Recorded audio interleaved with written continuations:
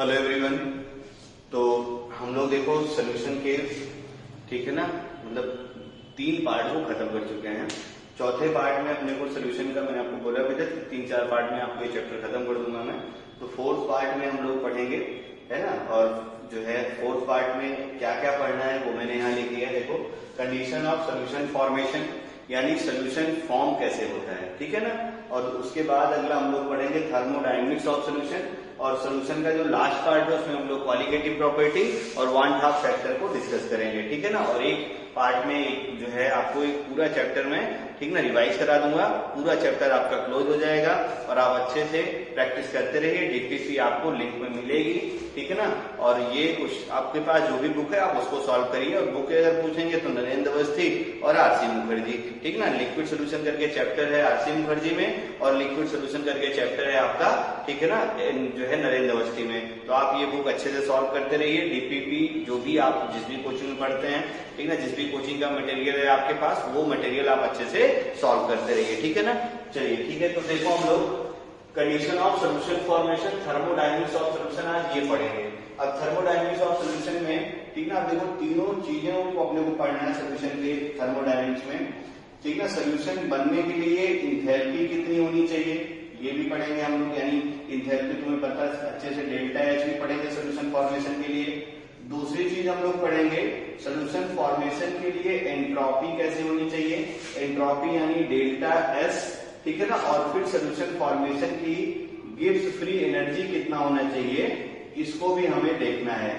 तो Gibbs free energy, तो ये 3 थर्मोडायनेमिक फैक्टर अपने को स्टडी करने हैं, ठीक ना, थर्मोडायनेमिक्स ऑफ सोल्यूशन फॉर्मेशन के लिए या थर्मोडायनेमिक्स ऑफ सोल्यूशन में, ठीक है ना।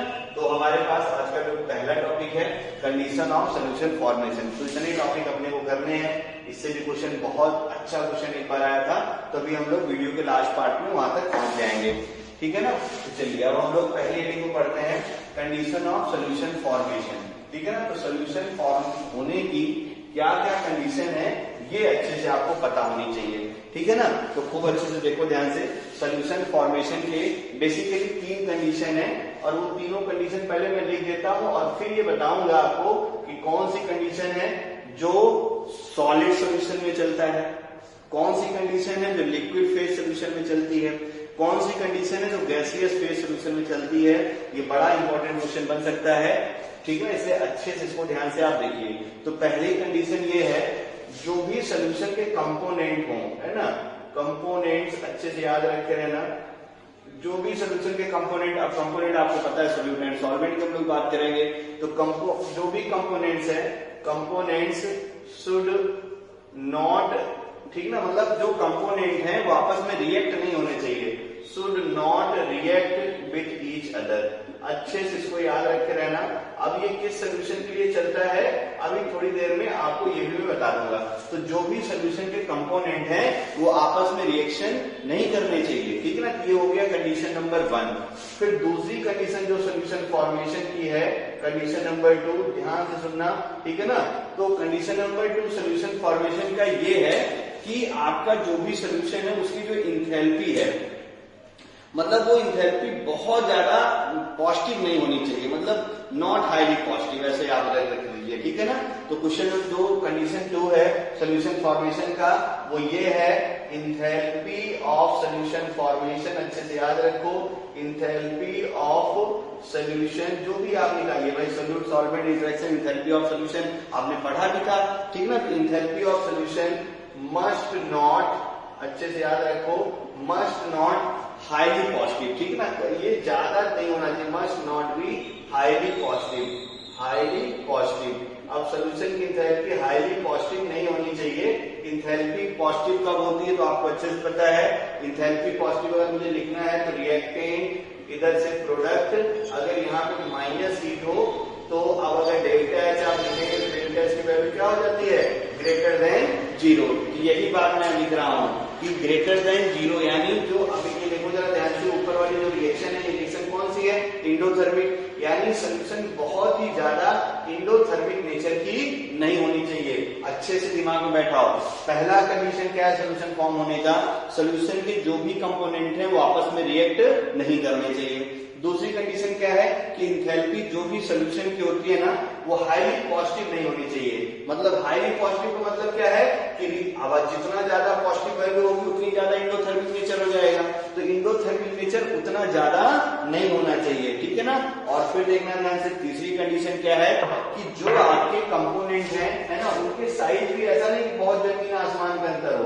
कंडीशन नंबर 3, अब सोल्यूट और सॉल्वेंट यानी इसके जो सॉरी इसके जो कंपोनेंट है, ठीक है ना, तो size of component not should be differ, मतलब बहुत ज्यादा डिफरेंस इसका नहीं होना चाहिए। बहुत ज्यादा डिफरेंस अगर आप रखिए तो मैक्सिमम 15%। अच्छे से डेटा याद रखते रहिएगा, ये भी डेटा आपको पूछ सकता है। तो हम यहाँ इसको लिख देते हैं, ठीक ना, कि आपके जो भी सोल्यूट और सॉल्वेंट के कंपोनेंट, जो सोल्यूशन के कंपोनेंट है, सोल्यूट है और मान लीजिए तुम्हारा सॉल्वेंट है, इनमें जो साइज का डिफरेंस है ये 15% होना चाहिए, अबाउट 15%, ठीक है ना। तो बहुत अच्छा रहेगा, यहीं तक अलाउ भी है। अगर साइज में पार्टिकल का जो साइज है सोल्यूट और सॉल्वेंट में अगर वो 15% का जो है डिफरेंस है, यही अलाउ भी है सोल्यूशन फॉर्मेशन में। अदरवाइज होमोजेनियस मिक्सचर नहीं बनेगा, फिर वो हेट्रोजेनियस मिक्सचर बनने शुरू हो जाएंगे। तो तीसरी कंडीशन देखो क्या है कि साइज ऑफ कंपोनेंट,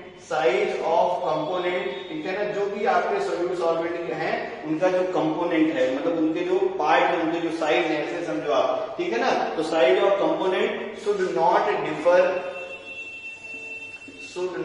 डिफर, ठीक है ना, शुड नॉट डिफर मतलब लार्ज अमाउंट में, ऐसे याद रखिए, should not differ by large amount, ठीक है ना, ज्यादा अमाउंट में उनमें डिफरेंस नहीं होना चाहिए। विद इन ब्रैकेट में लिख देता हूं, उसको याद रखते रहना, ठीक ना। और ये आपसे डेटा पूछ सकता है कि सोल्यूट और सॉल्वेंट के साइज में कितना डिफरेंस होना चाहिए, तो अबाउट 15% डिफरेंस इज अलाउड। अगर सोल्यूट और सॉल्वेंट के पार्टिकल के साइज में 15% का डिफरेंस है, ठीक है ना, मतलब 15% से ज्यादा ना हो, अदरवाइज तो हेट्रोजेनियस मिक्सचर हो जाएगा। होमोजेनियस अगर करना है ना अपने को तो 15% मतलब 1%, 2%, 3%, 0%, 15 से ज्यादा ना हो, मतलब less than or equal to कितना होना चाहिए, 15%, ठीक ना। अबाउट 15% डिफरेंस ऑफ साइज, ठीक है ना, ये आपका अलाउ है, ऑफ साइज इज अलाउड। अच्छे से इसको याद रखे रहना, और ये बड़ी अच्छी लाइन है, ठीक है ना। तो ये है आपका सोल्यूशन फॉर्म होने की कंडीशन। पहली कंडीशन क्या है कि जो कंपोनेंट है वो आपस में रिएक्ट नहीं होने चाहिए। अब ये भी बताता हूं कि किस सोल्यूशन में होना चाहिए ऐसा। फिर देखना ध्यान से, कंडीशन नंबर 2 क्या है, enthalpy of solution must not be highly positive, यानी ज्यादा इंडोथर्मिक नेचर में रिएक्शन नहीं होनी चाहिए, ठीक है ना। और तीसरी कंडीशन आपने पढ़ी कि जो कंपोनेंट है वो कंपोनेंट में, जो सोल्यूशन के कंपोनेंट है उनमें साइज का डिफरेंस अबाउट 15% होना चाहिए, इससे ज्यादा नहीं होना चाहिए, ठीक है ना। अब हम देखते हैं, ये 3 कंडीशन तो सोल्यूशन की होती है, हो गई। तो अब अगर हम लोग सोल्यूशन बनाते हैं तो सोल्यूशन तुमने पढ़ा, देखो 3 फेज में सोल्यूशन पढ़ा, gases phase solution, liquid phase solution और सॉलिड फेज सोल्यूशन। तो देखना ध्यान से, गैसेस फेज सोल्यूशन के लिए क्या कंडीशन होनी चाहिए, लिक्विड फेज सोल्यूशन के लिए क्या कंडीशन होनी चाहिए, लिक्विड फेज सोल्यूशन है तो क्या कंडीशन होना चाहिए, और फिर आपका सॉलिड फेज सोल्यूशन है तो क्या कंडीशन होना चाहिए, ठीक ना। बहुत अच्छे से ध्यान में रखते रहना, ये बड़ा इंपॉर्टेंट क्वेश्चन है, ठीक है ना। तो सोल्यूशन फॉर्मेशन के लिए जो कंडीशंस हैं वो मैं फिर से एक बार बोलूं। पहली कंडीशन क्या है कि कंपोनेंट आपस में रिएक्ट नहीं करने चाहिए। दूसरी कंडीशन क्या है कि एंथैल्पी ज्यादा हाईली पॉजिटिव नहीं होना चाहिए, यानी सोल्यूशन फॉर्मेशन बहुत ही इंडोथर्मिक नेचर का नहीं होना चाहिए। और तीसरी कंडीशन क्या है कि साइज का डिफरेंस सोल्यूट और सॉल्वेंट के पार्टिकल्स में मैक्सिमम 15% होना चाहिए, इससे ज्यादा नहीं होना चाहिए। आई होप क्लियर हो गया होगा। तो गैसेस सोल्यूशन के लिए क्या कंडीशन होती है, ठीक है ना। तो गैसेस के लिए आप अगर याद करो डाल्टन पार्शियल प्रेशर लॉ, उस गैसेस के लिए लगाते थे जो गैसेस आपस में रिएक्ट नहीं करती थी। और आप फिर देखो ध्यान से, Raoult's law as a Dalton partial pressure law से मैंने कंबाइन भी किया था, तो मतलब जो काम डाल्टन्स के लिए था वही काम सोल्यूशन के लिए है। तो पहली कंडीशन आप अच्छे से याद रखो, सोल्यूशन अगर गैसेस फॉर्म में बन रहा है तो उसके लिए 1 कंडीशन सेटिस्फाइड होनी चाहिए, ठीक ना। तो गैसेस फेज सोल्यूशन, बात समझ में आई, ये तब बनता है component should not be react each other. तो तुमसे क्वेश्चन रिसर्च रीजन देके पूछेगा कि गैसेस फेज सोल्यूशन के लिए क्या कंडीशन होनी चाहिए, तो गैसेस आपस में रिएक्ट नहीं होनी चाहिए। बाय यहां तक आपको आई होप क्लियर हो गया होगा। फिर अब हम लोग देखते हैं लिक्विड फेज सोल्यूशन के लिए क्या होना चाहिए। तो लिक्विड फेज सोल्यूशन के लिए अब लिक्विड को ही आपने गैस से कंपेयर करा, डाल्टन्स और राउल्ट्स ले, तो दोनों की ये कंडीशन देखो, एक तो पहली कंडीशन फिक्स ही हो गई, ठीक है ना। और क्या होना चाहिए, enthalpy of solution must not be highly positive. तो लिक्विड सोल्यूशन बनने के लिए, ठीक है ना, क्या होना चाहिए, अब हाईली इलेक्ट्रोथर्मिक है, ध्यान से देखो, पता चला लिक्विड का बॉन्ड ही नहीं टूट रहा है, तो सोल्यूशन कैसे बना पाओगे आप। तो दो लिक्विड है ना, वो क्या होने चाहिए, जल्दी जल्दी बॉन्ड ब्रेक हो जाए, ताकि उसमें जो है आपका प्रोडक्ट बनना, मतलब जो सोल्यूशन बनना है वो फॉर्मेशन शुरू हो जाए, कम एनर्जी लगे बॉन्ड को ब्रेक करने में। तो लिक्विड सोल्यूशन के लिए कंडीशन क्या होती है, पहली कंडीशन यानी component not react with each other और enthalpy of solution must not be highly positive, ये होना चाहिए आपका लिक्विड फेज सोल्यूशन बनने के लिए। और सॉलिड फेज सोल्यूशन बनने के लिए देखो ध्यान से, ये तीनों कंडीशन होनी चाहिए, पहली भी कंडीशन, दूसरी भी कंडीशन, और क्या हो गया देखो तीसरी भी कंडीशन, ठीक है ना। तो ये तीनों कंडीशन सेटिस्फाई करेगा तभी तुम्हारा लिक्विड सोल्यूशन बनेगा। तो तुमसे बोलेगा what are the condition for liquid solution, ठीक है ना। तो लिक्विड सोल्यूशन बनने के लिए कंडीशन क्या होनी चाहिए, कंपोनेंट आपस में रिएक्ट नहीं करने चाहिए, ठीक है ना। कंपोनेंट इंथैल्पी, जो कंपोनेंट मिलाइए जो सोल्यूशन अगर बने तो enthalpy of solution not highly positive होना चाहिए, और साइज का डिफरेंस अबाउट 15% होना चाहिए। आपसे बोले लिक्विड फेज सोल्यूशन के लिए क्या कंडीशन होनी चाहिए, बोलो। तो कंपोनेंट आपस में रिएक्ट नहीं होने चाहिए, सॉरी, और जो है उनमें इंथैल्पी ऑफ सोल्यूशन नॉट भी हाईली पॉजिटिव होना चाहिए। और बोलिए गैसेस के लिए क्या कंडीशन है, गैसेस के लिए कंडीशन है कि गैसेस आपस में रिएक्ट नहीं होनी चाहिए। सबको क्लियर हो गया होगा। वीडियो के नेक्स्ट पार्ट में हम लोग इंथैल्पी ऑफ सोल्यूशन को डिस्कस करेंगे। Thank you. तो हम लोग देखो सोल्यूशन क्या जो है थर्मोडायनेमिक्स ऑफ सोल्यूशन के पार्ट में पहुंच गए हैं, थोड़ा इसको स्टडी करते हैं, ठीक है ना। तो थर्मोडायनेमिक्स ऑफ सोल्यूशन में देखो मैं इंथैल्पी, एंट्रोपी और गिब्स फ्री एनर्जी का डिस्कशन करना है। तो सबसे पहले हम लोग थोड़ा सा 11 क्लास रिवाइज कर देखो enthalpy of solution. Enthalpy of solution जो मुझे बताना था, तो आपको देखो मैंने क्या बोला था, या आपने पढ़ा होगा कि सोल्यूट सोल्यूट में इंटरेक्शन होता है, तो सोल्यूट सोल्यूट इंटरेक्शन पहले ब्रेक किया जाए। तो यानी पहला जो एनर्जी लग रही है सोल्यूट सोल्यूट को ब्रेक करने के लिए, तो एनर्जी रिक्वायर्ड है। अब एनर्जी रिक्वायर्ड है तो यानी वो प्रोसेस कैसा हो गया, एंडोथर्मिक। फिर देखो सॉल्वेंट सॉल्वेंट मॉलिक्यूल भी ब्रेक होना चाहिए, तो सॉल्वेंट सॉल्वेंट को ब्रेक करेंगे तब वो भी रिएक्शन क्या हो जाएगी, एंडोथर्मिक। तो मान लो कि सोल्यूट सोल्यूट ब्रेक करने के लिए जो इंथैल्पी हुई एंडोथर्मिक वो डेल्टा H1 है, जो सॉल्वेंट सॉल्वेंट ब्रेक करने के लिए एनर्जी लग गई, जो इंथैल्पी आ गई वो बोलो मान लो एंडोथर्मिक था, वो भी हो गया डेल्टा H2। अब क्या होगा, सोल्यूट और सॉल्वेंट आपस में रिएक्ट करेंगे। तो सोल्यूट और सॉल्वेंट जब आपस में रिएक्ट करते हैं ना, तो ये जो प्रोसेस होता है, ये प्रोसेस होता है एक्सोथर्मिक। तो इसके लिए अगर इंथैल्पी मान लो डेल्टा H3 है, तो नेट इंथैल्पी ऑफ सोल्यूशन अगर हम लोग निकालेंगे, तो नेट इंथैल्पी क्या होती है कि जितने प्रोसेस में इंथैल्पी चेंज हुई है, हेस लॉ लगाइए, सबको ऐड कर दीजिए। तो सोल्यूट सोल्यूट को ब्रेक किया डेल्टा H1, ठीक है ना, वो भी इंडोथर्मिक था तो पॉजिटिव। सॉल्वेंट सॉल्वेंट ब्रेक किया, इंडोथर्मिक है, डेल्टा H2, वो भी क्या हो गया, पॉजिटिव, यानी delta H1 plus delta H2। अब सोल्यूट सॉल्वेंट अगर मिला तो एक्सोथर्मिक रिएक्शन, यानी डेल्टा H क्या हो गया, निगेटिव, यानी माइनस क्या हो गया, डेल्टा H3।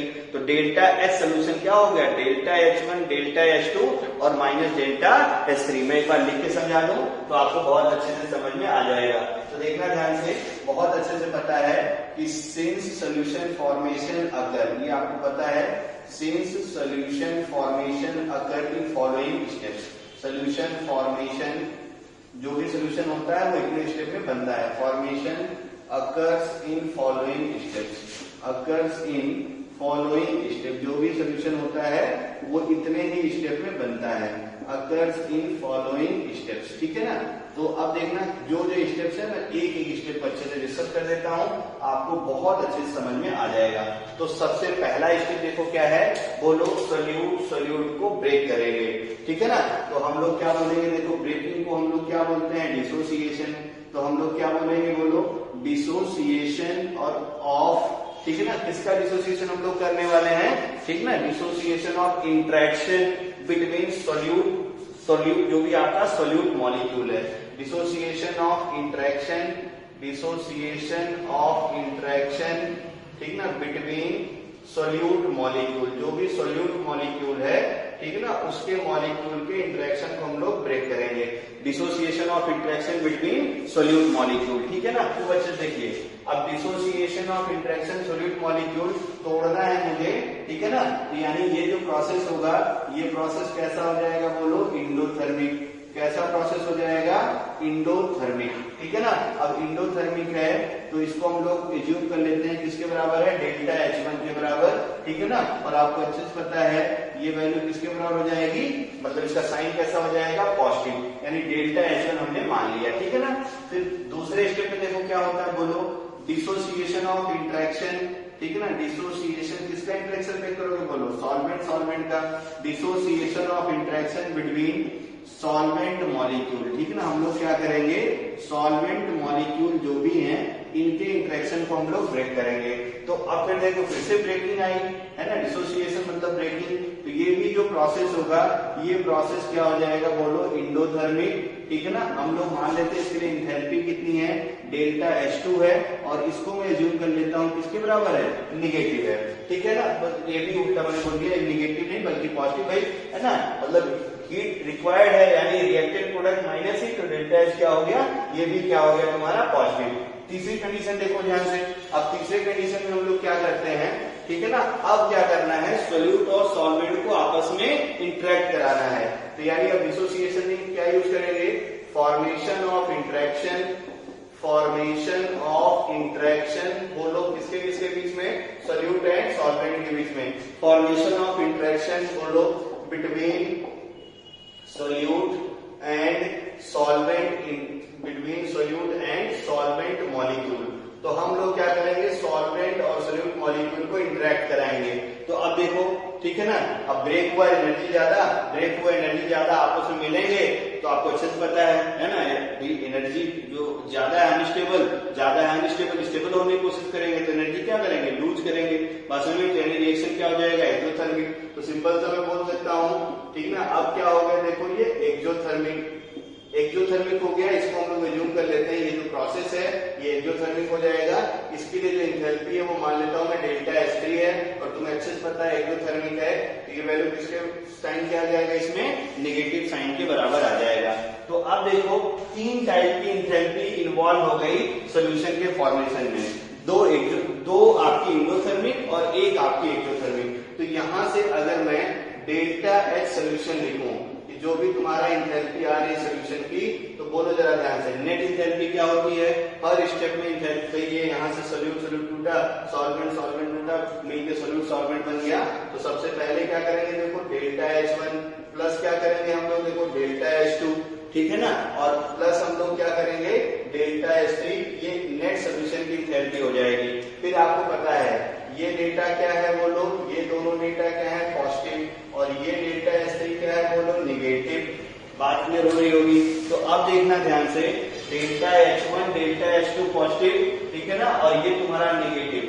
तो अगर ये वाला मैग्नीट्यूड इससे बड़ा होगा तो ये वैल्यू हमेशा आएगी पॉजिटिव, और अगर ये मैग्नीट्यूड इस निगेटिव से छोटा होगा तो ये वैल्यू क्या आ जाएगी, निगेटिव, ठीक है ना। तो hence according to condition number 2, इसके बाद में लिख रहा हूं hence according to condition number 2, ध्यान से देखना, अकॉर्डिंग टू कंडीशन नंबर 2 याद करो क्या होना चाहिए, इंथैल्पी ऑफ सोल्यूशन बहुत ज्यादा पॉजिटिव नहीं होना चाहिए।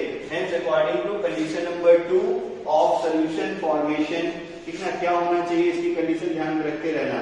Condition number 2 of solution formation, ठीक ना, condition number 2 of solution formation, ठीक है ना, डेल्टा H शुड बी, खूब अच्छे से याद रखते रहना, डेल्टा H जो सोल्यूशन का है, डेल्टा H शुड बी कितना होना चाहिए, डेल्टा H, और वो भी किसका बोलो, of solution. Delta H of solution should be क्या क्या होना चाहिए, बोलो जरा कहानी, ठीक है ना, क्या होना चाहिए बोलो, या तो ये भाई आइदर, ठीक है ना, क्या होना चाहिए, लार्ज पॉजिटिव नहीं होना चाहिए, तो आइदर क्या चलेगा, निगेटिव होना चाहिए, ठीक है ना, आइदर क्या होना चाहिए, निगेटिव हो, बहुत अच्छी बात रहेगी, या क्या होना चाहिए, पॉजिटिव हो लेकिन क्या हो, बहुत ज्यादा पॉजिटिव ना हो, तो हम लोग क्या बोलते हैं उसको, स्लाइटली पॉजिटिव हो तो चलेगा।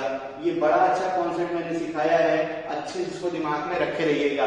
एक बार वीडियो फिर से रिवाइंड कर लीजिएगा, आपको चीजें समझ में आ जाएंगी, ठीक है ना। तो एंथैल्पी ऑफ सॉल्यूशन जो है या तो निगेटिव हो, मतलब सोल्यूशन फॉर्मेशन जितना अच्छा एक्सोथर्मिक हो उतनी अच्छी बात रहती है, ठीक है ना। और अगर इंडोथर्मिक हो तो बहुत हाईली इंडोथर्मिक नहीं होनी चाहिए, मतलब डेल्टा सोल्यूशन स्लाइटली पॉजिटिव चलेगा, कोई प्रॉब्लम नहीं है। तो ये हो गया आपका सोल्यूशन फॉर्मेशन की, सोल्यूशन फॉर्मेशन से थर्मोडायनेमिक्स ऑफ सोल्यूशन और उसका first factor enthalpy of solution. Next part में एंट्रोपी ऑफ सोल्यूशन हम लोग पढ़ेंगे। Thank you. तो हम लोग को देखो अब इस सोल्यूशन वाले के वीडियो के अगले पार्ट में हमें पढ़ना था एंट्रोपी, और एक क्वेश्चन भी मैं और करा देता हूँ। जैसे देखो कभी आपसे पूछता है enthalpy diagram of solution formation, कौन सा ऑप्शन है, ऑप्शन 4 बना देगा। तो मैं तुम्हें ग्राफ से सिखा देता हूँ और इसको आप अच्छे से याद कर लेना, आसान है, ठीक ना। थर्मोडायनेमिक्स में बहुत सारे लोग पढ़े होंगे। ध्यान से देखो सोल्यूशन बनता कैसे है। तो इधर मैं प्लॉट कर देता हूँ, सोल्यूशन के फॉर्मेशन की एंथैल्पी है, ये लो इधर मैंने लिख दिया, ये आपका एंथैल्पी है, देखते हैं, ठीक है ना। तो देखना ध्यान से, सबसे पहले क्या होता है कि आपको सोल्यूट सॉल्वेंट मॉलिक्यूल मिल जाएंगे। तो यहाँ पे मान लो हमने ले लिया सोल्यूट है, तो सोल्यूट सोल्यूट का इंटरेक्शन एक हो गया, ठीक है ना, और प्लस यहाँ पे सॉल्वेंट मिक्स करके हमने सोल्यूशन ले लिया। ये मान लो सॉल्वेंट सॉल्वेंट इंटरेक्शन है तुम्हारे पास। तो पहला काम क्या करेंगे हम लोग, सबसे पहले हम लोग एनर्जी देते हैं, और एनर्जी देते हैं डेल्टा H1 के बराबर, क्योंकि डेल्टा H1 में सोल्यूट सोल्यूट के लिए लिखा है। तो जब डेल्टा H1 के बराबर एनर्जी इसको मिल जाएगी, तो आप देखो क्या होगा, इस एनर्जी को पाने के बाद जो सोल्यूट मॉलिक्यूल है वो ब्रेक हो जाएगा।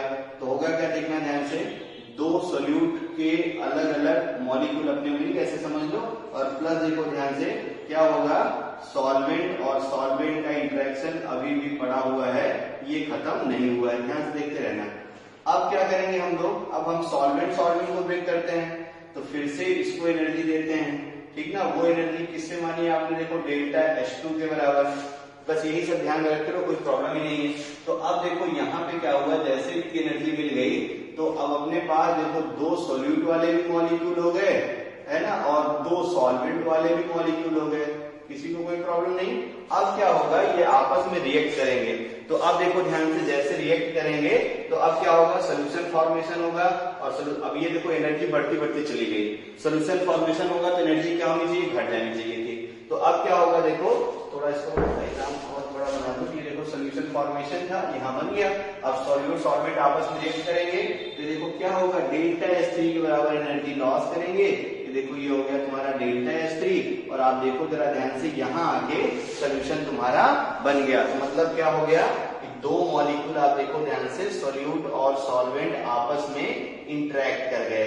तो यही क्या है तुम्हारा, ये सोल्यूशन है, यही तुम्हारा क्या है, यही तुम्हारा सोल्यूशन है। तो ये एंथैल्पी डायग्राम हो गया किसका, सोल्यूशन फॉर्मेशन का। आई होप क्लियर हो गया होगा। और अगर नेट एंथैल्पी तुमसे कोई पूछ ले, डेल्टा S सोल्यूशन, तो क्या हो जाएगा, delta H1 plus delta H2 और प्लस क्या हो जाएगा, डेल्टा S3। ये वैल्यू दोनों किसमें है बोलो, पॉजिटिव, और ये वैल्यू किसमें है, नेगेटिव। समझ में आ गया होगा आपको, ठीक है ना। तो ये था तुम्हारा एंथैल्पी ऑफ सोल्यूशन का डायग्राम। आई होप क्लियर हो गया होगा, ठीक है। चलिए स्क्रीनशॉट ले लीजिए। अब देखो हम लोग एंट्रोपी पढ़ते हैं ना, एंथैल्पी हो गई थी, अब हम लोग जरा एंट्रोपी ऑफ सोल्यूशन और जो है gives free energy of solution, दो फैक्टर और रह गए हैं थर्मोडायनेमिक्स में, इसको हम लोग पढ़ लेते हैं क्या होगा। एकदम आसान सा है, देखो सेकंड फैक्टर हमने लिखा था और वो है तुम्हारा, ठीक है ना, बी पॉइंट करके मैंने लिखा था। तो अब बी में हम लोग देखते हैं एंट्रोपी, आसान सा है, एंट्रोपी ऑफ सोल्यूशन क्या होना चाहिए, जब भी सोल्यूशन बने तो एंट्रोपी क्या होनी चाहिए। अब तुम बहुत अच्छे जानते हो एंट्रोपी क्या होता है, मेजरमेंट ऑफ द रैंडमनेस। जिसमें रैंडमनेस ज्यादा होगी उसकी एंट्रोपी ज्यादा, जिसकी रैंडमनेस कम उसकी एंट्रोपी कम। गैसेस में सबसे ज्यादा हाईली डिसऑर्डर्ड होती है, यानी रैंडमनेस बहुत ज्यादा होती है, तो आप ऐसे बोलेंगे जिसमें डिसऑर्डरनेस ज्यादा उसकी एंट्रोपी ज्यादा, जिसमें डिसऑर्डरनेस कम उसकी एंट्रोपी कम, ठीक है ना। इतनी बात ध्यान में रखते रहना। तो गैसेस की एंट्रोपी सबसे ज्यादा होती है, ये भी आपको सोल्यूशन जो है थर्मोडायनेमिक्स वाले चैप्टर में पढ़ा होगा, एकदम आसान से देखो समझ में आ जाएगा, यही है, ठीक ना। हम लोग क्या करते हैं, ठीक ना, थोड़ा कंटेनर में बड़ा बनाता हूँ, हम लोग क्या करते हैं, ये कंटेनर एक लिया और इस कंटेनर में ऐसा अरेंजमेंट है कि हमने इसको दो पार्ट में मान लो डिवाइड कर दिया, दो प्लेट के बीच में प्लेट लगा दी, ये देखो प्लेट मैंने लगा दी, ठीक है ना। अब हम लोग क्या करते हैं, इसके एक साइड में सॉल्यूट भर देते हैं और इसके एक साइड में सॉल्वेंट भर देते हैं। कंटेनर का वॉल्यूम 20 लीटर है। फिर हम लोग क्या करते हैं, इसी कंटेनर से ये प्लेट हटा देते हैं, इक्वल साइज का बनाना ये कंटेनर ताकि समझ में आए। तो हमने क्या किया, देखो ये प्लेट हटा दिया, ठीक है ना। तो अब देखना ध्यान से, यहाँ पे जो सोल्यूट था ये V/2 लीटर जो भी आप मान लो यूनिट में था, ठीक है ना, V/2 लीटर है ये, चाहे लीटर ले लो चाहे मिलीलीटर ले लो। और जो सॉल्वेंट था ये भी तुम्हारा V/2 लीटर में ही था, ठीक है ना। अब देखो जब इसको हमने यहाँ मिला दिया तो अब देखो ये V/2 लीटर, V/2 लीटर, ये भी V/2 लीटर है। अब ये कंटेनर हो गया, तो ये क्या हो गया तुम्हारा, देखो ये सॉल्वेंट था, अब ये दोनों मिल गए तो ये बन गया सोल्यूशन, ठीक है ना। और इसका वॉल्यूम कितना हो गया, बोलो 20 लीटर। अब खूब अच्छे से ध्यान से देखो, तो सॉल्वेंट के मॉलिक्यूल जो है हम लोग ऐसे अरेंज कर देते हैं, ये देखो मान लो सॉल्वेंट हमने लिया और सॉल्वेंट मॉलिक्यूल का अरेंजमेंट, सोल्यूट मॉलिक्यूल का अरेंजमेंट हमने ऐसे ब्लैक में से देखो कर दिया। अब हमारे पास जो है सॉल्वेंट मॉलिक्यूल है, तो सॉल्वेंट मॉलिक्यूल को भी हम लोग अरेंज कर देते हैं, ये देखो सॉल्वेंट मॉलिक्यूल को ऐसे जो है डॉट डॉट ऐसे बनाते हैं हम लोग, रेड, देखो रेड मार्कर से मैंने बना दिया सॉल्वेंट तुम्हारा। सब एकदम इक्वल साइज के हैं, छोटे बड़े दिख रहे हैं तो उसे भाई उसका बहुत ज्यादा काम नहीं है, बस आपको समझ में आना चाहिए, ठीक है ना। अब देखो ध्यान से, अभी सिर्फ सॉल्यूट सॉल्यूट था, एक टाइप के मॉलिक्यूल थे, ठीक है ना, एक टाइप के मॉलिक्यूल थे, ऑर्डरली अरेंज थे। सॉल्वेंट मॉलिक्यूल था, सब एक टाइप का मॉलिक्यूल था, ठीक ना, ऑर्डरली अरेंज से कोई फर्क नहीं था। लेकिन देखो जरा ध्यान से, जब ये प्लेट आपने हटाई तो दोनों आपस में मिल जाएंगे, जहां जिसको जगह मिलेगी वहां भागेगा, इधर ज्यादा इधर, इधर से ज्यादा इधर, इधर से ज्यादा इधर, इधर ज्यादा इधर, ये क्या होंगे, भागते रहेंगे। जैसे तुम समझ लो कि स्कूल है, स्कूल में ढेर सारे कमरे हैं, एक कमरे में बच्चे बैठे हुए हैं, एक कमरे में बच्चे बैठे हुए हैं, और जब बेल लगती है, मान लो कि डिसिप्लिन वाला स्कूल नहीं है भैया, अभी क्लास में ही अगर मान लो आप कोई क्लास टीचर नहीं है तो सब लोग एक साथ भागोगे, दरवाजा इतना बड़ा है निकलने के लिए, सब जाके तुम्हें भिड़ जाओगे, ठीक है ना। अगर एक एक निकलते तब तो सही था। तो ऐसे स्कूल के लिए सोचो, स्कूल में जब छुट्टी होती है तो सब क्लास से बच्चा निकलता है और स्कूल के गेट के बाहर कितनी भीड़ हो जाती है आपको अच्छे से पता है, बात समझ में आ गई होगी। तो डिसऑर्डरनेस, ठीक है ना, गेट के बाहर देखो बढ़ जाएगा, क्लास में तो सीट पे बैठे हो, तो वही हाल यहाँ में देखो, गेट के बाहर स्कूल के भीड़। तो हुआ क्या, देखो ध्यान से, अब हमारे पास सोल्यूट और सॉल्वेंट मॉलिक्यूल आपस में मिल गए। तो ये देखो क्या हो गया, सॉल्वेंट को रेड से मैंने बनाया था, जिसको जहां जगह मिली, जिसको जहां जहां मिली, घर भागने के चक्कर में, घर जल्दी जाने के चक्कर में वो जाके स्कूल का गेट कर दिया जाम, है ना। सब लोग जानते हैं कितना भीड़ होता है स्कूल के गेट पे, है ना। तो ये देखो ये हो गया तुम्हारा सॉल्वेंट, है ना। अब इसी में क्या होगा, सोल्यूट टक टक टक टक टक टक, है ना, सोल्यूट भागना शुरू किया, जहां जगह मिली वहां गया, जहां जगह मिली वहां गया, जहां जगह मिली वहां गया। तो ये है तुम्हारा एक है ना सॉल्यूशन फॉर्मेशन की एंट्रोपी। तो इधर की जो एंट्रोपी है, उस एंट्रोपी को हम लोग बोल देते हैं इनिशियल। और तुम्हें अच्छे से पता है कि जो है एंट्रोपी का एब्सोल्यूट मेजरमेंट पॉसिबल नहीं है, तो बस सिर्फ रेफरेंस के लिए मैं लिख दे रहा हूं, इससे मान लेते हैं इसकी एंट्रोपी कितनी है, एस इनिशियल, और ये जो सोल्यूशन बन गया इसकी एंट्रोपी क्या है, एस फाइनल। तो अगर मैं बोलूं कि इंथैल्पी ऑफ सोल्यूशन बताइए, इंथैल्पी ऑफ सोल्यूशन बताइए कितना हो जाएगा, तो आप देखिए जरा ध्यान से, इंथैल्पी ऑफ सोल्यूशन, अब डेल्टा एस तुम्हें अच्छे से पता है, कैसे निकालते हैं, final entropy minus initial entropy, final entropy minus initial entropy. तो आप बताइए रैंडमनेस किसमें ज्यादा है, भीड़ भाड़, डिसऑर्डरली सब बैठे हुए हैं, तो डिसऑर्डरली देखो यहाँ पे सब घूम रहा है, तो इसकी एंट्रोपी ज्यादा हो गई, उसकी एंट्रोपी कम हो गई। सिंस क्या हो गया, एस फाइनल, अच्छे से याद रखना, is greater than S initial, ठीक है ना।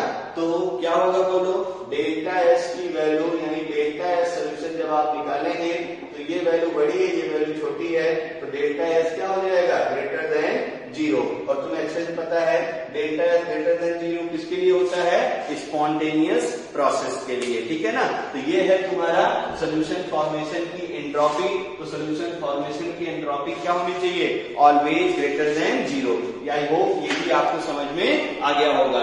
इसके बाद हमें पढ़ना है, ठीक है ना, सोल्यूशन फॉर्मेशन के लिए गिब्स फ्री एनर्जी कितनी होनी चाहिए, ये हमें अब अगले फैक्टर में देखना है। तो वो भी हम लोग देख लेते हैं। तो पॉइंट नंबर बी हो गया तुम्हारा। अब हम लोग आते हैं पॉइंट नंबर सी, यानी कंडीशन ऑफ सोल्यूशन फॉर्मेशन और थर्मोडायनेमिक्स ऑफ सोल्यूशन का लास्ट पार्ट, ठीक है ना। तो देखना ध्यान से, लास्ट पार्ट में हम लोग पढ़ते क्या है? लास्ट पार्ट में हम लोग पढ़ेंगे कि आपका जो फ्री एनर्जी या गिब्स फ्री एनर्जी है सोल्यूशन की, वो कितनी होनी चाहिए। तो सी पार्ट में है तुम्हारा फ्री एनर्जी है ना ऑफ सोल्यूशन। अच्छे से ध्यान में इसको रखे रहिएगा। फ्री एनर्जी ऑफ सोल्यूशन, या और कहीं यही तुम्हारा क्या है? Gives free energy of solution, ठीक है ना। Gives free energy of solution. तो ये कैसे हम लोग पढ़ेंगे, इसको भी थोड़ा देखा जाए तो मन से, ठीक ना। या gives free energy of solution क्या होगा, यानी डेल्टा जी सोल्यूशन क्या होगा, ये अपने को पढ़ना है। डेल्टा जी सोल्यूशन क्या होगा, ये ध्यान में अपने को रखे रहना है। तो अब मुझे फिर से कुछ बताने की जरूरत नहीं है, आपको गिब्स हेल्महोल्ट्ज इक्वेशन अच्छे से पता है। क्या था बोलो? Since delta G equal to क्या था? Delta H minus T dot क्या था? Delta S. एक प्रश्न तो याद ही होगा सबको थर्मोडायनेमिक्स में। अब देखना ध्यान से, जो थर्मोडायनेमिक्स है तो जो है सोल्यूशन का हम लोग बात कर लेते हैं। तो सोल्यूशन फॉर्मेशन तो अपने अच्छे से पता है भाई, स्पॉन्टेनियस प्रोसेस ही रहता है और तो कुछ हो नहीं सकता। स्पॉन्टेनियस प्रोसेस के लिए डेल्टा जी की वैल्यू क्या होती है? Less than 0। इसको मैं तुम्हें प्रूव करके दिखा देता हूं, देखना ध्यान से, ठीक ना। तो डेल्टा जी मतलब since solution formation is spontaneous process, hence delta G क्या होना चाहिए तुम्हारा?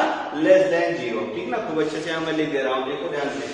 सिंस जो भी तुम्हारा सोल्यूशन फॉर्मेशन है, सिंस सोल्यूशन फॉर्मेशन जो भी है, सोल्यूशन फॉर्मेशन इज, याद करो, स्पॉन्टेनियस प्रोसेस है ना। जो भी सोल्यूशन बनता है वो स्पॉन्टेनियस प्रोसेस है, ठीक है ना। नमक और पानी मिलाइए सोल्यूशन बन जाएगा, नींबू पानी मिलाइए सोल्यूशन बन जाएगा, पानी का टेस्ट खट्टा आएगा आपको, ठीक है ना। तो ये स्पॉन्टेनियस प्रोसेस होता है और स्पॉन्टेनियस प्रोसेस के लिए डेल्टा जी की वैल्यू क्या होती है? Less than 0। डेल्टा जी की वैल्यू क्या होती है? Less than 0। तो सोल्यूशन फॉर्मेशन के लिए गिब्स फ्री एनर्जी हमेशा क्या होनी चाहिए?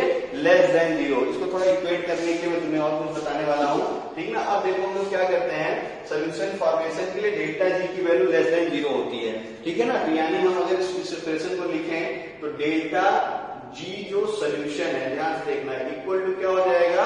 Delta H solution, delta H solution minus T dot delta S solution. खूब अच्छे से देखना। तो अब देखना यहां से क्या मिल गया हमें कि डेल्टा एच जो सोल्यूशन है minus T dot delta S जो सोल्यूशन है, ये क्या हो जाएगा? लेस देन 0, ठीक है ना। थोड़ा और इसको सॉल्व कर लिया जाए तो यानी जो डेल्टा एच सोल्यूशन है ना, मैं जैसा सॉल्व कर लो, ये लेस देन और इक्वल टू लेस देन, तो क्या हो जाएगा? देखो T dot delta S solution के बराबर। बात समझ में आ गई होगी सबको। तो ये क्वेश्चन पूछा हुआ है, अच्छे से याद रखते रहना। अब तुम्हें अच्छे से पता है डेल्टा एच जो है टी डॉट डेल्टा एस के मल्टीप्लीकेशन से छोटा हो, तो ये कंडीशन तभी सेटिस्फाइड हो सकती है, दिस कंडीशन इज सेटिस्फाइड, ठीक है ना। This condition is satisfied when, बताइए ये कंडीशन कब कब सेटिस्फाइड हो सकती है? तो पहली कंडीशन देखो क्या हो गया कि भाई जो डेल्टा एच सोल्यूशन है वो निगेटिव हो जाए। डेल्टा एच सोल्यूशन क्या हो जाए? निगेटिव, यानी रिएक्शन कैसी हो जाए तुम्हारी? एक्सोथर्मिक। निगेटिव होने का मतलब डेल्टा एच निगेटिव, तो रिएक्शन क्या हो गई? एक्सोथर्मिक। बहुत अच्छी बात हो जाएगी, ठीक है ना। या देखो क्या हो जाए, सेकंड कंडीशन तुम्हारी क्या है? सेकंड कंडीशन है कि जो डेल्टा एच सोल्यूशन है, जो तुम्हारा डेल्टा एच सोल्यूशन है, ठीक ना, ये क्या होना चाहिए? स्लाइटली पॉजिटिव, ठीक है ना। तो ये हो गया तुम्हारा सोल्यूशन फॉर्मेशन के लिए, ठीक है ना। क्या क्या कंडीशन होती हैं और कैसे सोल्यूशन बनता है, इसके अगले पार्ट में हम लोग एक न्यूमेरिकल करेंगे और फिर उसके बाद क्वालिटेटिव प्रॉपर्टी को शुरू कर देंगे। Thank you. चलो तो हम लोग वीडियो के अगले पार्ट में, ठीक ना, क्वालिटेटिव प्रॉपर्टीज को आज पढ़ेंगे, थोड़ा सा इंट्रो करेंगे, ठीक है ना। और जो है हम लोग सोल्यूशन फॉर्मेशन का वो तो पढ़ चुके थे थ्योरी पूरी, उस पर न्यूमेरिकल मैंने बोला था, बड़ा अच्छा क्वेश्चन है, एक बार खुद से ट्राई करिए।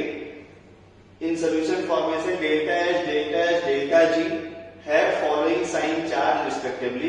ये साइन चार्ज मैंने दे दिए, मतलब क्या क्या चार्ज आएंगे आपको delta H, delta H, delta G के लिए बताना है। वीडियो पॉज करिए, सॉल्व हो गया होगा। अब मैं सॉल्व करता हूं। More than one option may be correct है, ठीक है, एक बार फिर से आप बना लीजिए। More than one option may be correct है, बताइए आंसर। चलिए, बहुत लोग सॉल्व कर लिए होंगे, जिनका आगे अच्छी बात है, और जिनका नहीं हुआ ध्यान से देखिए। देखो, सबसे पहले डेल्टा एच, तो डेल्टा एच तुमने पढ़ा कि मतलब जितना अच्छा नेगेटिव हो तो अच्छी बात रहेगी, है ना। मतलब डेल्टा एच रिएक्शन जितनी अच्छी एक्सोथर्मिक होगी उतनी अच्छी बात रहेगी। तो डेल्टा एच नेगेटिव देखो आप, यहाँ है और यहाँ है, तो यानी ऑप्शन आपका, ठीक है ना, ध्यान से देखो, तो ये तीनों ऑप्शन हो गए। फिर आपने ये पढ़ा था delta H not highly positive, तो हाईली पॉजिटिव जो मैग्नीट्यूड तो दिया नहीं है, तो आपका ये भी ऑप्शन सही लग रहा है। तो मतलब डेल्टा एच के सिंबल से आप चारों भी सही मान सकते हैं। अब अगला बढ़ते हैं हम लोग डेल्टा एच। तो सोल्यूशन फॉर्मेशन के लिए डेल्टा एच हमेशा क्या होती है, पॉजिटिव। तो पॉजिटिव अगर देखो ध्यान से, तो आपको यहाँ मिलेगी और यहाँ मिलेगी। और सोल्यूशन फॉर्मेशन के लिए आप देखो गिब्स फ्री एनर्जी क्या होनी चाहिए, स्पॉन्टेनियस यानी लेस देन 0। तो आंसर क्या हो गया, बी और सी। समझ में आ गया ना। ये बड़ा अच्छा क्वेश्चन है, अच्छे से याद रख रहिएगा। और please condition of solution formation का जो वीडियो है उसको एक बार और अच्छे से, और थर्मोडायनामिक सोल्यूशन की जो वीडियो है उसको भी अच्छे से आप देख लीजिएगा, ठीक है ना। अब अगले पार्ट में हम लोग आते हैं, और ये है आपका कॉलीगेटिव प्रॉपर्टी, यानी ये सोल्यूशन का लास्ट और सबसे इंपॉर्टेंट पार्ट है। और होता क्या है एक्चुअली में, जो प्रॉब्लम्स आती है ना जेईई एडवांस में, ठीक ना, और मेंस में भी मेनली, वो ज्यादातर इस पार्ट को हम लोग बोलते हैं, किसी पार्ट को टच करके जाइए, अच्छे से करके जाइए। तो देखो कॉलीगेटिव प्रॉपर्टी है ना, कॉलीगेटिव प्रॉपर्टी देखो, दो कॉलीगेटिव में दो वर्ड है ना, लैटिन वर्ड है दोनों, को प्लस लिगेयर, ठीक है ना। को मतलब होता है टुगेदर, लिगेयर मतलब होता है टू बाइंड।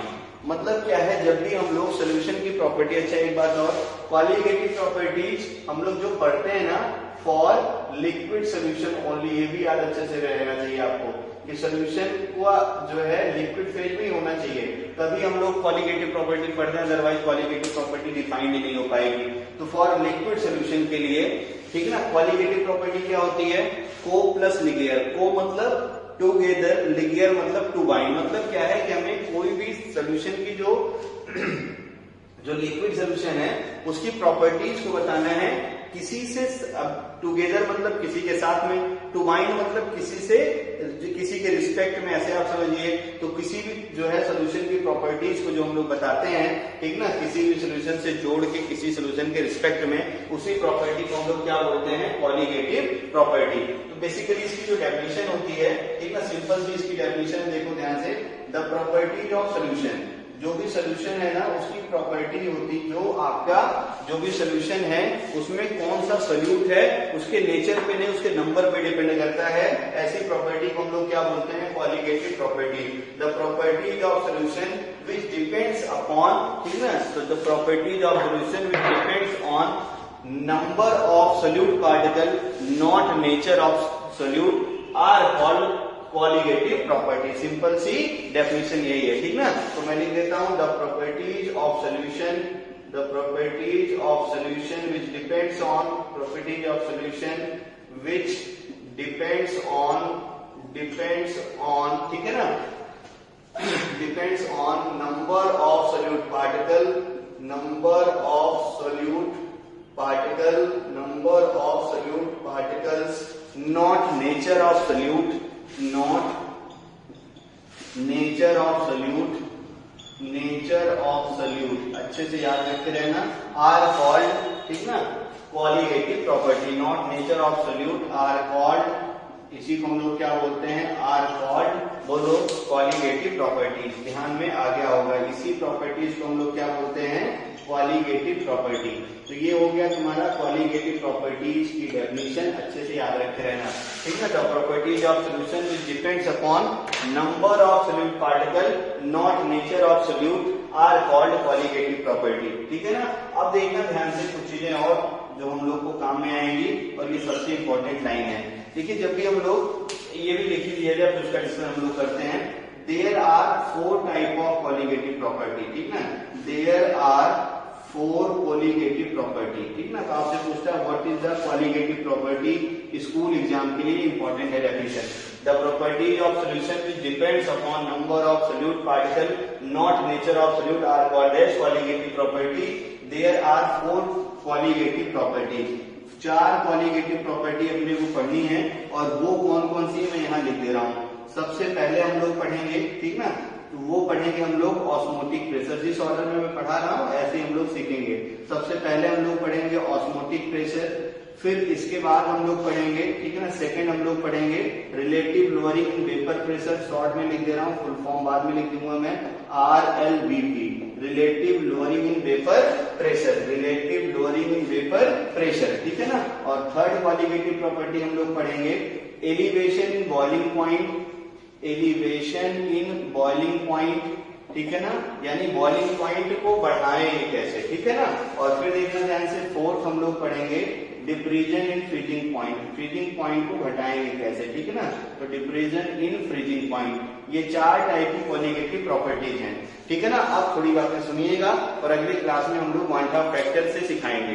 तो देखो जो कॉलिगेटिव प्रॉपर्टीज होती है वो सिर्फ नंबर पे डिपेंड करती है, सोल्यूट का नेचर पे नहीं। अब नंबर अगर बताऊं तो वही यानी कंसंट्रेशन है, तो बेसिकली ये भी बोल सकता हूं मैं colligative properties directly proportional to concentration of solution, और कंसंट्रेशन ऑफ सॉल्यूशन आपको पता है वो किस पे डिपेंड करता है, सोल्यूट पे। फिर इसके बाद देखना बहुत सारे वेरियस कंसंट्रेशन टर्म है, लेकिन इस पूरे चैप्टर में हम लोग जब बात करेंगे कंसंट्रेशन की तो सिर्फ एक ही लेना है, और वो कौन सी लेनी है, मोलरिटी। बात समझ में आई? यानी प्रॉपर्टीज ऑफ सॉल्यूशन, यानी colligative properties of solution directly proportional to number of solute particle, ठीक है ना। Colligative properties directly proportional to number of solute particle. बाकी आगे देखेंगे हम लोग, है ना, elevation boiling point, depression freezing point, ये डायरेक्टली प्रोपोर्शनल टू मोलरिटी, ठीक है ना। तो धीरे धीरे हम लोग इसकी तरफ बढ़ेंगे।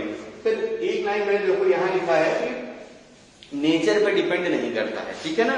एक्चुअली में क्या होता है कि बहुत सारा ऐसा सोल्यूट होता है, जब वो लिक्विड में मिलाओगे ना आप, लिक्विड सोल्यूशन मुझे बताना है किसी भी तरीके में लिक्विड सोल्यूशन बनना चाहिए, तो सोल्यूट मॉलिक्यूल लिक्विड के अंदर बहुत सारे ऐसे हैं जो डिसोसिएट भी होते हैं और जो एसोसिएट भी होते हैं।